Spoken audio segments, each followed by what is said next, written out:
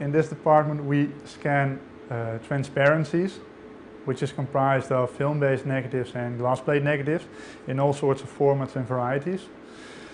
The biggest project we have done the last year is called Images for the Future. It's a partnership between the Dutch Institute for Sound and Vision, the National Archives and the IE Film Institute in Amsterdam.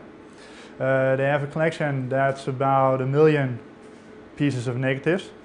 We started in November 2009 and in this year, it's now February 2011, we've scanned over 1 million negatives. To be able to scan this project, we had to meet very high standards that the Images for the Future project set out. But we also wanted to maintain a high volume, a high production capacity. In order to scan a high volume and to meet the required standards, we figured out our own system. By scanning 1 million negatives a year, or this past year, we set a new standard.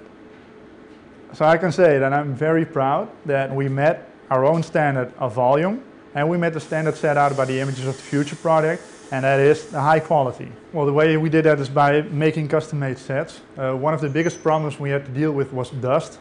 Because the negatives are scanned and blow up later for a print or a download on an internet site, every dust particle you see on a negative is blown up also. So we had to come up with a way to remove all the dust from the negatives before we scan them. That's the reason why we developed a machine for that, because it's always old material, more or less 50 years old, and because it's packaged by the customer, they also take dust particles with them. And it's very important for us to remove it before we start scanning them. The different kinds of materials that we can scan are, well, to start off with film-based negatives. That's what we do, what we mainly do. Those are all kinds of formats. 35mm, 6x6, 4x5 inch, 8x10 inch, doesn't matter. Other than that, we have glass plate negatives.